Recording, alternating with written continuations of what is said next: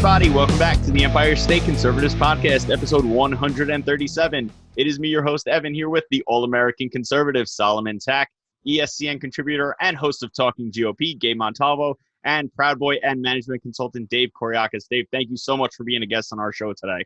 Thank you for having me. All right, guys, just a reminder, check out our brand new Emperor Como shirt, and all of our other gear is still 20% off for the rest of this week at EmpireStateConservative.com/store. Remember, all the money that you spend there goes back into us helping spread the conservative message in New York and inching our way back to fixing the state, which we desperately need to do. This next segment is brought to you by Shark-Tooth Blades. Hey, if you are in construction or just do a ton of handiwork yourself, you must try Shark-Tooth Blades and your utility knife. They are specifically made for cleaner, more precise cuts, eliminating the paper drag created by ordinary dull, one-time use blades. Their blades are 10 times sharper and 5 times more durable. And now, using promo code ESC, you will get an additional 15% off on top of their current sale prices. To get yours, visit www.sharktoothblades.com and order today. I want to give you the opportunity to just give the people at home your story, because I know while a lot of people do know about it, there are still a lot of people that don't know exactly what happened. So I know that you are part of the Proud Boys, who the left likes to claim is a white supremacist group. Clearly they are. But talk about the Met Club and Antifa ambush, and just give the folks at home kind of an idea of what happened to you, because honestly, this could happen to anyone on the right. This is very scary stuff. Yeah. Thanks again for having me. And it seemed like still a long time ago, but I guess when you're under political prosecution, like each day it goes by pretty slowly. So it was October 12th, 2018. And there was an event at the Metropolitan Republican Club, which is in Upper East Side, Park Avenue. There was going to be an event on October 12th, and basically most of the Proud Boys were like, okay, let's attend this event, and then afterwards we'll go drinking, because that's what you do. That's the Proud Boys. We meet up. That's all we do. We don't really have a outward political agenda or anything like that, but obviously a lot of us are right-leaning and conservative, and we could define that in different ways. But we were like, okay, let's go to this event on October 12th, which is a Friday, and then we'll just go drinking afterwards. And the 2 weeks before, leading up to the event, basically Antifa, let's say, people on the left, all the radicals, were basically threatening the Republican Club, saying that they can't have the event, and they're threatening them with physical assault. And the day before, a couple of days before the event, they actually vandalized the Republican Club.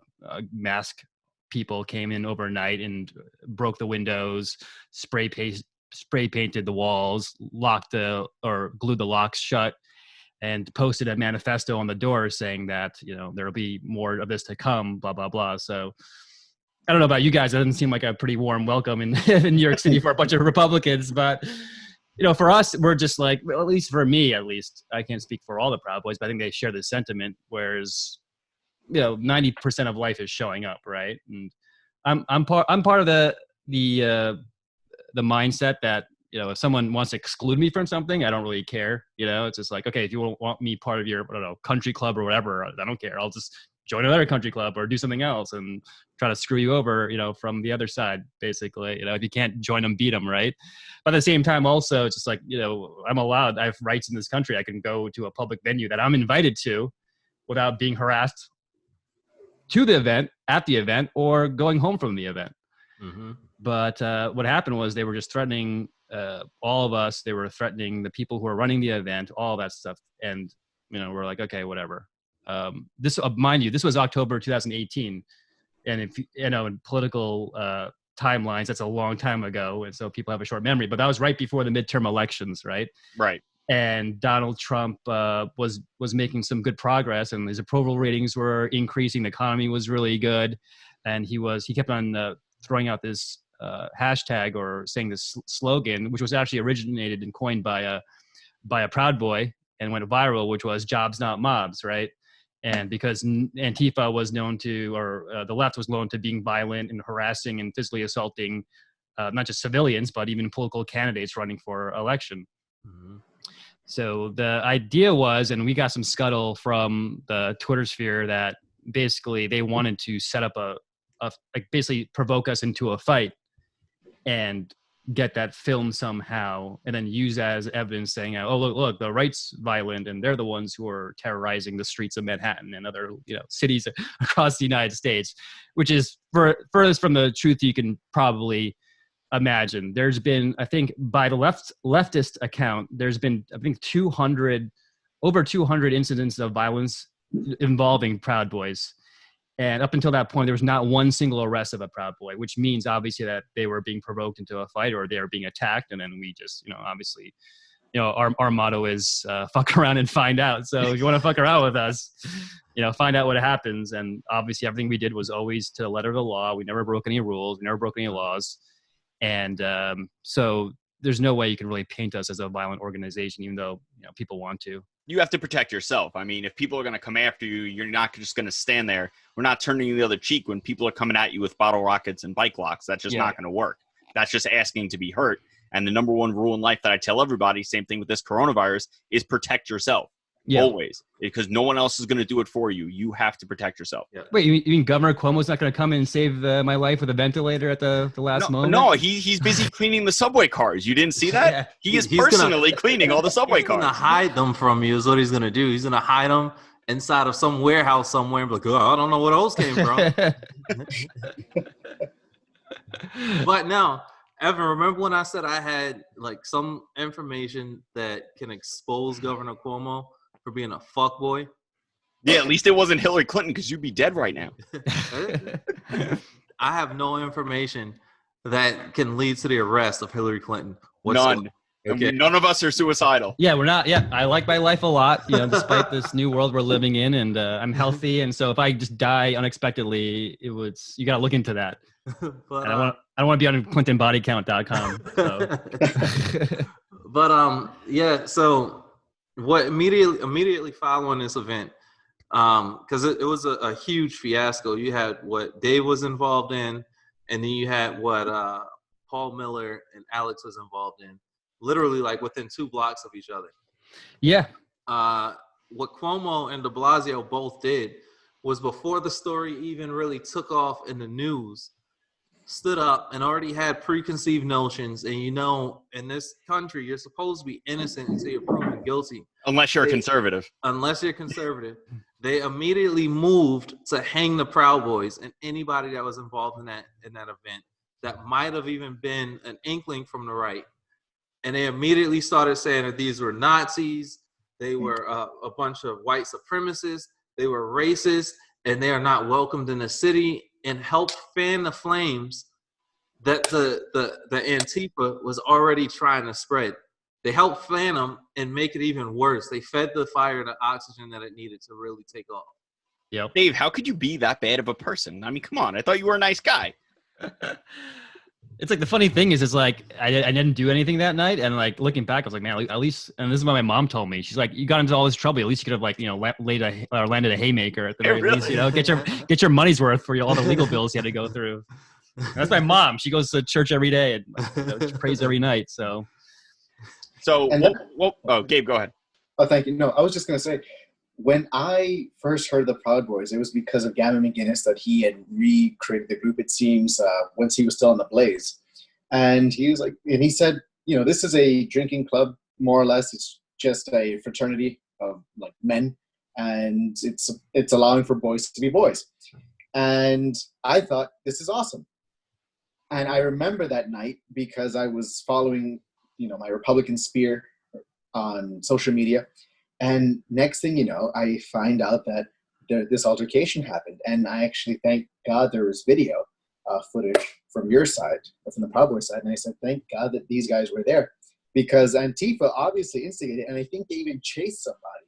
And they tried to jump him. It was Alex, and it was my wife, I should say, and Paul Miller. I was on my way there. I was legitimately on my way there when I get this frantic call from Alex saying, these Antifa are trying to jump us. So now I'm flying down through Staten Island at like probably $1:20 I was going so freaking fast through Staten Island that the state trooper didn't even want to chase me. He was sitting on the side of the road and didn't move. He didn't budge an inch. Mm. And then I got the call saying, "Hey, we're good, but I'm going home." I was like, "Oh, okay." Heck, if only you could show up on time, you'd be famous. So David, why did you join the Proud Boys? You know, the people like to claim that this is a white supremacist organization, and I've defended the Proud Boys before, but you know, this is just for me looking in. What are the inner workings where you can actually finally dispel these rumors? Yeah, it's a good question. I mean, I was always hanging around the Compound Media guys, and obviously Gavin used to work for Compound Media. Then when they were talking about, let's just make up a fraternity. It was almost like off the whim. Like every rule that we have that we still subscribe to 4 years later was literally like off of a whim while we were drunk, you know. And we still, and it speaks to men's groups. You know, men love codes and codes of conducts and rules and you know, like all that kind of stuff. So that appeals a lot to men in general. And it's just funny because even politics aside, just creating a men's group is actually not a trivial matter, because what they say was like, I think 40 or 60% of men's groups are either on an FBI watch list or have been audited by the IRS. Wow. And you don't see that happening to women's groups. Let's just put it that way, because women's groups are usually, after a couple of months or years, they kind of self-implode and all that. I'm just looking at the Women's March. That kind of pretty much self-imploded. Yes. But when men get together, and it's not because of money or the allure maybe of getting I guess getting women or whatever. If they kind of build their value system around something else, that is seen as a threat to lots of people, because when a couple of guys get together, they can literally like move mountains, I mean, just think of like when you do something on your own and then you have your buddy help you. It doesn't matter if it's even moving from one apartment to the other, you just get one extra guy to help you. Look how they started the American Revolution. There's a bunch of guys drinking in a bar going, "Hey, fuck this king. I'm sick of that shit." Yeah. It's also how the Marines started too. Oh, really? We're just gonna shoot. Yeah, we're just gonna shoot like naval officers off of ships. Like, all right, let's go do it. Most elite fighting forces on the planet. So wow, I didn't know that. That's interesting. It's Hans Tavern, 1776. Yeah, no, Taac. Why don't you talk about the army now? Oh, June 14th. What? You don't think I know my shit? Oh. Good for you. All right, Dave. So after that night, there were repercussions for all of this. This did have a pretty decent impact on your life and other people's lives. But the reason why I wanted to have you on to talk about this is because of all the rallies that are going on. So just give the folks at home kind of the repercussions that you had to deal with after the night at the Met Club. Yeah. So as you said, even right before the event, Paul Miller and Alexa, who are basically journalists, who were attacked and robbed by 10 Antifa guys. 3 of them were arrested. 3 of them were let go by the same DA that was prosecuting the Proud Boys. And when we left that event, they basically let everyone who wasn't a Proud Boy go. The police was there escorting out people. They let everyone else go. Then they said the Proud Boys had to stay, which I thought was not the smartest tactical thing to do, because then we were just kind of isolated from everyone else. And then after everyone left, they told us that we can leave. So we left on the other side of the protest. There were people just chanting for our death and all that. We exit east on 82nd Street and then go south onto Park Avenue to get to the subway to go to the bar we hang out with. And then we basically got jumped by at least 6 Antifa guys. And again, fuck around and find out. They started a fight with us, and we ended the fight in less than 30 seconds. And then we after that, we're like, okay, whatever. We went to the bar, another just number 200 out of 200 out of the 200 fights that we've been involved in. No big deal. But then apparently one of the Antifa journalists recorded the fight, posted it on Twitter, and literally that was a Friday that it happened. That Saturday, the mayor de Blasio, Governor Cuomo, the Attorney General, if I've got his or her name, they all posted on Twitter this is horrible. There's a bunch of white supremacists running through the streets of Manhattan, attacking citizens and blah, blah, blah. And then that was Saturday. Then Sunday, Governor Cuomo, this was on a Sunday morning, released like a 40 or 1 hour long podcast, basically saying how bad the Proud Boys were and how he was going to prosecute us and all that, which was pretty crazy because I don't think he's ever, in a weekend ever given a press conference up until this Corona thing. Right now he's giving conferences every day now. But that speaks to how they wanted to use this as a political vehicle to basically advance their own agenda. Because Antifa, these people on the far left, they're basically driving the politics of at least New York State. I can only speak to New York because the average person doesn't care who the Proud Boys. They don't even know who the Proud Boys are. But the mayor and the governor are just going to use this to make themselves seem important because they can't fix any of the real problems that are going on in the state, which we see right now with the whole coronavirus thing. Yeah, I mean, that's what they do. They try to pick one little thing and they blow it out of proportion and make themselves look good. Meanwhile, they've run the state and New York City especially completely into the ground. Yeah. So I want to hit on one thing that you touched on, Dave. It's you have a governor and a mayor of both a state and a city, right? Two very important figureheads that write laws into office or sign laws into office, right? These are people who should be abiding by the code of law. These are people that should have at least a bit above a moderate understanding of how law works and how state statutes work, right? But before there's any proof, before there was any kind of investigation into what happened, before the police even put out a word of what the true story was, these two stood up and immediately went on the whole binge of there's white supremacists. There's these racist Nazis running through Manhattan. How can anybody take these lawmakers and seriously when they can't even stick to the code of law?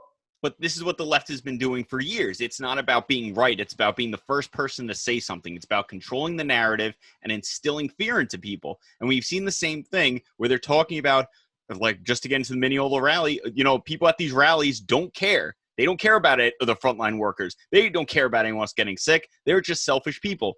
And, if you leave your home, you can get sick and then you can kill your whole family.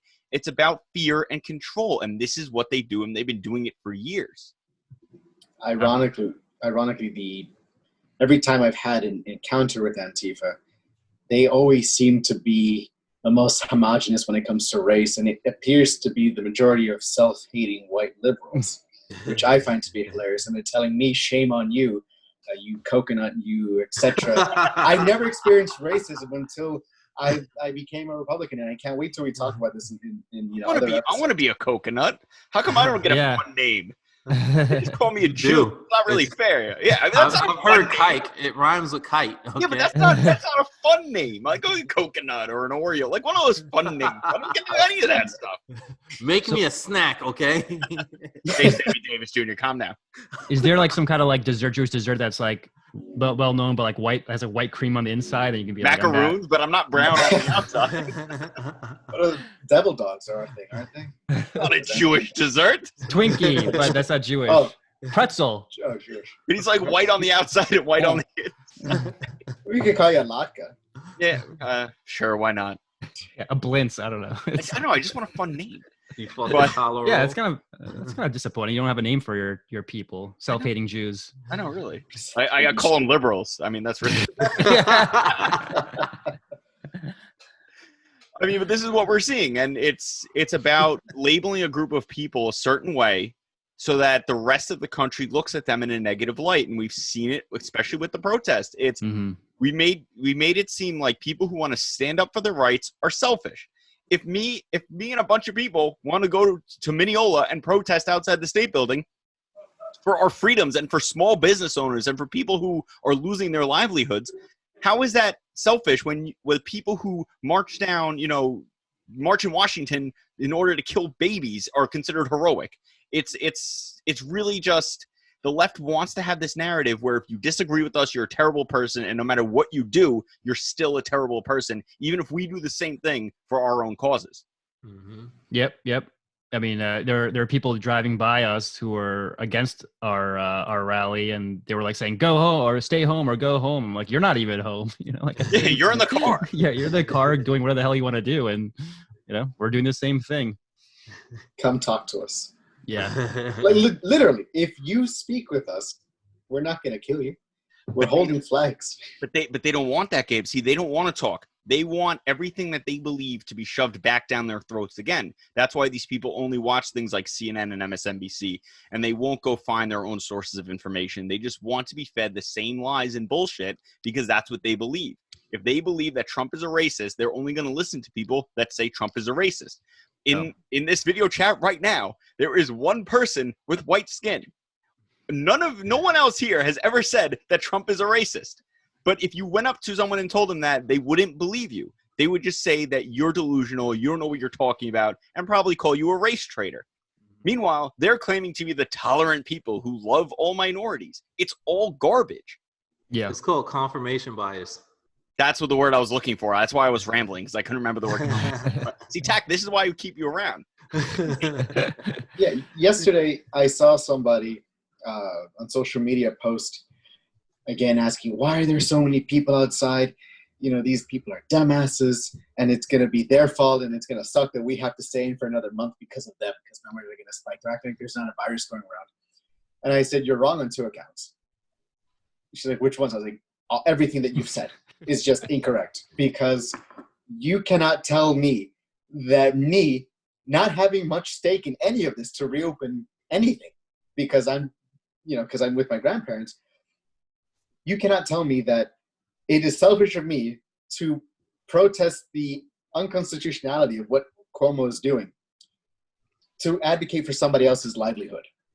The majority of us, I'd say, do have small businesses here or do have income that might not be coming in as much, but we do know that there are people that are much less fortunate than we are at this current time. And for us to go out there and at least be productive instead of staying indoors.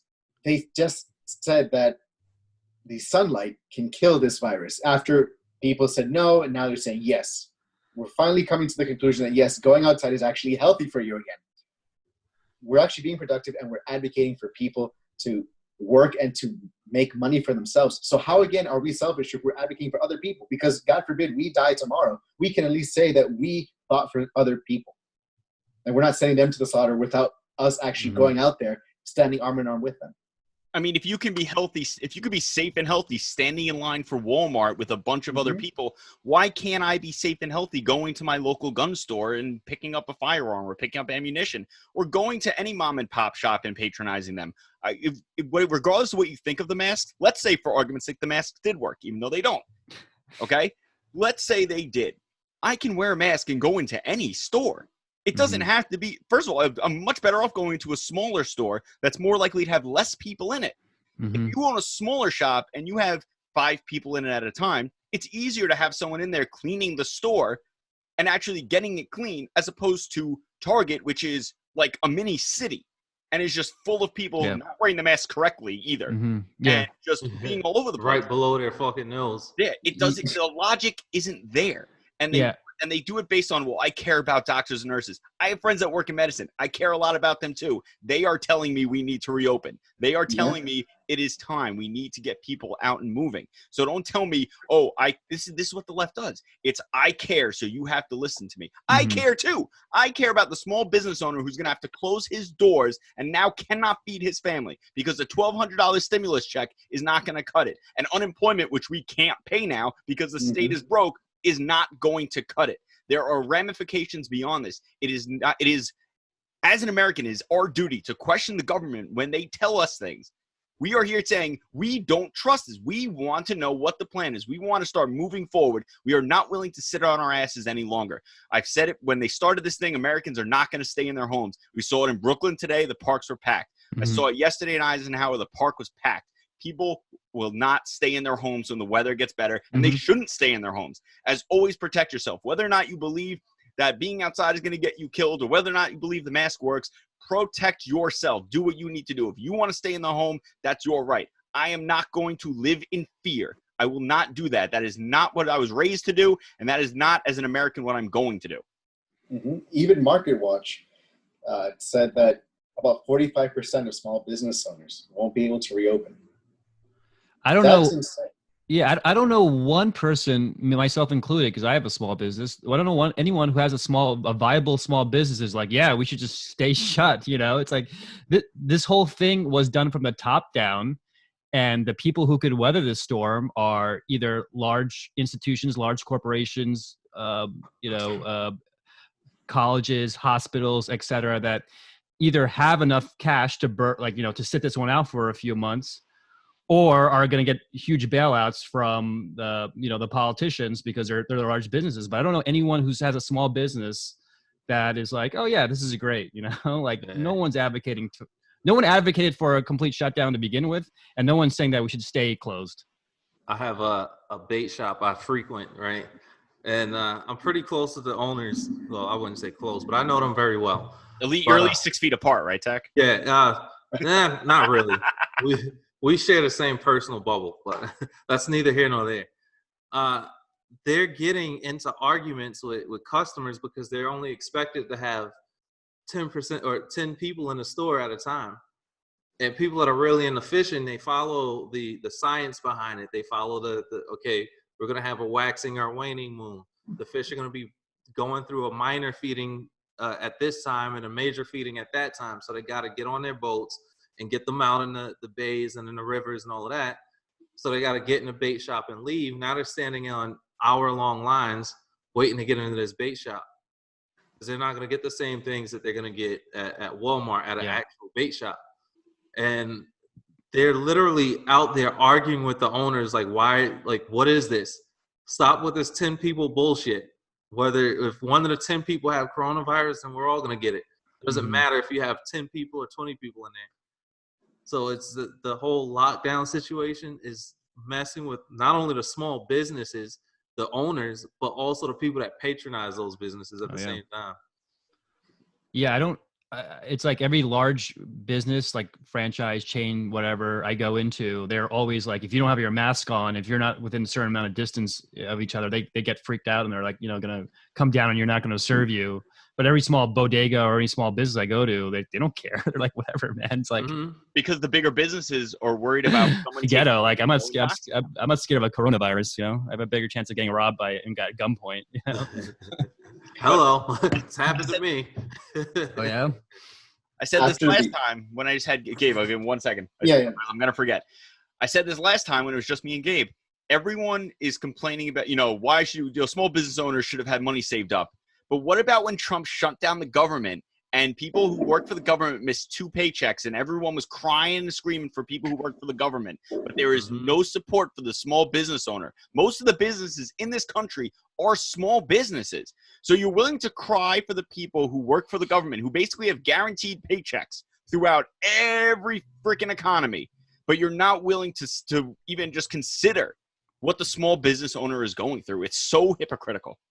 What they need to do, these federal employees, if they join certain, the credit unions, whenever the government shuts down, the credit unions front those individuals the money and just gets the payback from the government on the back end. So the people that are losing out on money, they have government workers then. So the people that lose out on those paychecks are people that are like, I don't like this credit union. I'm just going to go to Bank of America, or Wachovia isn't even a thing anymore. What is it? Wells Fargo. Wells Fargo, yep. And those kind of banks that don't do favors for federal workers. They just like, whenever you get paid, you get paid. But the ones that belong to credit unions, they should be okay, at least for 2 paychecks. Yeah. It's just crazy that they won't let me work. They won't let my peers work, the government, but the government still wants my property tax due on time and paid in full. And they sent a letter stating that a couple of weeks ago, they're like, the property tax is going to be due, same time, same place, and we're not giving you an extension. And it's just crazy because at least here out in New York, where the majority of property taxes go to the schools, and the schools are not operating and the teachers are not working. So you're not letting me work, and I got to find a way to scrum up the money to pay the teachers who aren't working, because now every parent is basically a stay-at-home, teacher, because they're basically babysitting, doing their job, and teaching their kids at the same time. Well, I work in education. Teachers are working, just working a lot less. Anyone who's telling you it is too hard to do distance learning, it is not.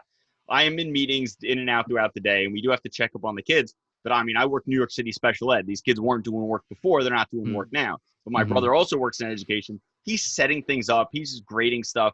It's not this huge, issue that, oh my God, I have to do so much work for distance learning. There's no commute. You can wake up 10 minutes before you have to be at work. Yeah. It is definitely different. But so I hate to rag on teachers because I work in education. But so many teachers just can't handle anything. I work at a camp during the summer, and we were setting up a color war race, an Apache relay. And I was the head of the sports program. I go, I need these kids at this building at this time. These kids need bathing suits. These kids need to be ready to go in the gym. I needed 20 kids. I got 7 kids total. None of the kids had bathing suits. And they started the race before we were ready. And I get on the radio, I go, what is wrong with you? You guys really couldn't handle this? Like, stop yelling at me. I'm like, you had one job. You had one job, was to sit down with one other person and make a list of 20 kids. A lot of people who go into education because they think it's just going to be a walk in the park. And when anything goes wrong, they freak out. If they have to go in on a weekend, they have to stay late. That's the real world. I worked in law enforcement. You got to work holidays. It's snowing. Guess what? Get to work. It's raining. It's freezing cold out. You have to be there. So it's too many people believe that they're living in this cushy world and anything goes wrong and they can't handle it. You have to be adaptable. You have to be able to weather the storm. And it's the same thing with this. You have to be willing to know if you need to get out and get supplies, get out and get supplies. Protect yourself always. But too many people just want to live in this little bubble of fear and just go, well, they told me it's not safe to go outside, so no one should be going outside because I'm not going to go outside and I'm afraid. Not everyone needs to live in fear. And that's what I wanted to really say to you. If you don't want to go outside, just stay indoors. What is the issue with that? And when it comes to teachers, and your story kind of brought up a memory of mine. My mom had taken me to a barbecue when I was 16. This was around the time of the presidential election. It was Hillary versus Bernie was still in, but it was really Hillary and Trump. And I had 5 men debate me on why Bernie was the best choice. The last one that stuck around, I think I insulted him because it was just getting so frustrating because he's talking about socialism and this. And I said, what is your job? And he said, I'm an assistant teacher. And I said, okay, what else have you done? He says, no, I've always worked within education. I've always been an assistant teacher or substitute teacher, I mean. And I said, okay, you know nothing about the economy. What? I said, you really don't understand how things work, how production works. You've never been in a situation where if you don't make X amount of products, you're going to get fired. You've always been reliant on the government to provide you a paycheck and to provide you benefits and to be a cushion for any mistake that may or may not happen because you're told that it's out of your control. Needless to say, after that conversation, he was very red in the face. He turned and walked away. And we love what educators do. And it is difficult, I'd say more so for the students. At the same time, if a child wants to go outside and play in a park where there are not many people anyways, because everyone else and their mother's afraid to go outside, they should be able to have that. In the Mineola rally, when I was interviewing people to put up for the video of the protest, one of the final people I spoke to was a dad with a special needs son. His son is autistic. So he needs certain stimulation to keep him going and functioning well in the home. But because of the programs were cut, they're worried about regression of the progress that his son has already made. Wow. A kid recently committed suicide. Yep. He hung himself. And I know you guys shared this, but a kid hung himself. And this is the exact same conversation I had with my boys in summer camp when I did my own summer camp program. Boys would come to me and ask me, what is wrong with me? Mr. G, what's wrong with me? I feel like I have anger issues. Why? Because I get upset when I play video games and I happen to yell. And I said, nothing's wrong with you. You're just very emotional about a team effort game. Whether it's Fortnite or whatever, you're still with a group of other guys. You're trying your best. You're putting your heart and soul into winning this one thing that means a lot to you, and you failed at it. But that doesn't mean that it's at the end. And if you get frustrated, that's not wrong, so long as you're not actively, committing violence against people. I asked him, did you ever feel, that you needed to hurt somebody? No. So then you're fine. But it's wrong to have people, and David, this goes into what you're saying, it's wrong to just have people upset with the notion that boys will be boys, or that boys can't just settle things amongst themselves in that fraternity. Because there is a bond, there is a brotherhood that is created there. And it's wrong, and in the education field, how we're just treated as boys is, if they're a little bit rowdy, ADHD. Got to put them on the pills. Got to put them on depressants. And I know this is a very, it's a bigger conversation than what we're having, but what I'm saying is we have to stop treating everything like it's a huge emergency when we're not actually looking at the people that it's affecting the most.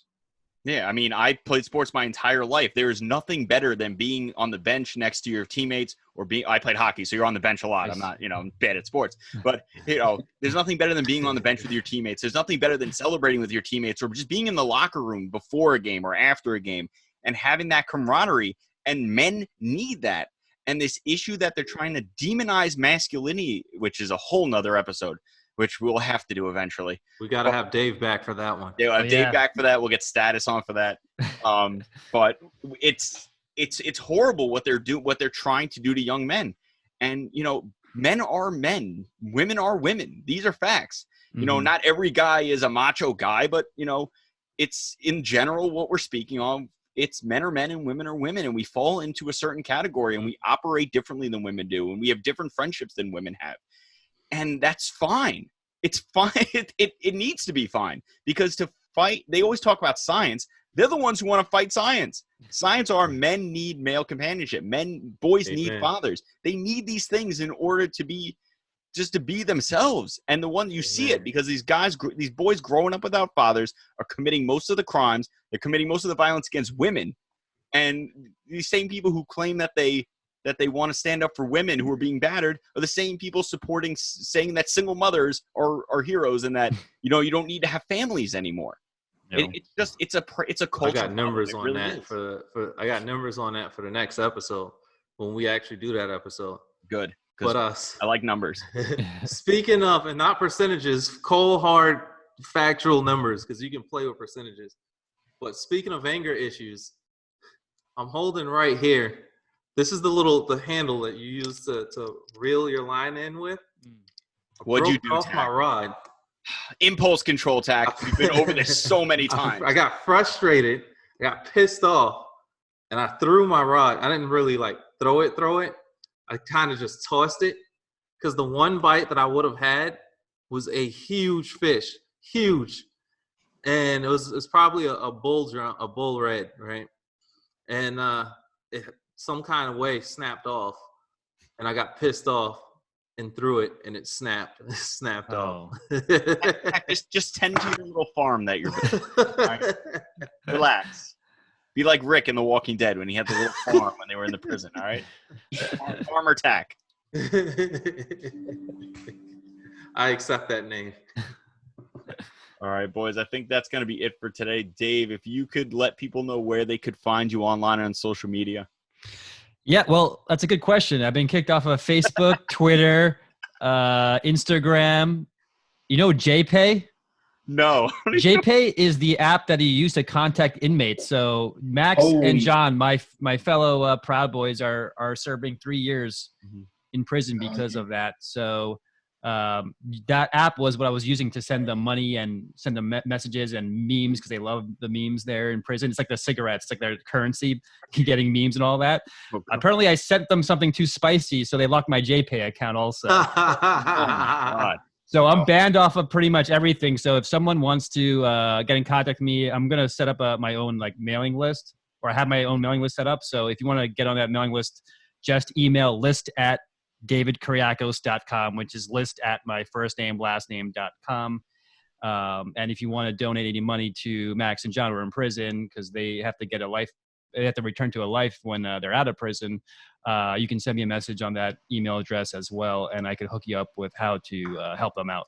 All right, and I will put links to all that in the bio, so that people who can't remember anything will be able to see it. Guys, make sure that you check out Gabe's video for the Mineola rally. It was very, very well done, Gabe. You look so professional. I'm so proud of you. Oh, thank you. A lot of people were commenting on the quarantine shabbiness, and especially the beard, so that was always I had my face covered, so they can't really see. You had your face covered, but it was honestly great to see so many small businesses there. And it wasn't just like a MAGA rally, it was an American rally. And that was one of the questions that we asked there. So, thank you for sharing that out. Hopefully people can enjoy it. No problem, guys. Make sure that you like and subscribe on all platforms, guys. Audio is very helpful because we get a little bit of money every single time that someone listens. Any other way that you can support us is to visit our store, guys. We have a lot of new stuff. We have our Emperor Como stuff. We have Don't Let Fear Take Your Freedom stuff. We have had a few people order some Don't Let Fear Take Your Freedom masks. Thank you very much. The printer is on a slight delay due to coronavirus, but they are getting orders out. So those things will be on the way. I promise you that. Make sure that you follow Taac on Instagram at Solomon Taac. That's 2 A's and a C. There is no K in Taac. Follow us at Getredpilledny. Check us out on Facebook, Empire State Conservatives. Twitter sometimes at Empire State Cons. And for that, make sure you wash your hands and don't let fear take your freedom. Wait.